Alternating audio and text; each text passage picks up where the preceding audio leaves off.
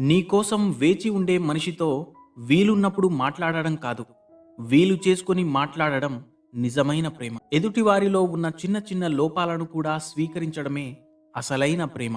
నీకు ఎంతమంది బంధువులు, స్నేహితులైనా ఉండొచ్చు, కానీ వారెవ్వరూ నిత్యం నిన్ను కంటికి రెప్పలా చూసుకోలేరు, ఒక్క జీవిత భాగస్వామి తప్ప.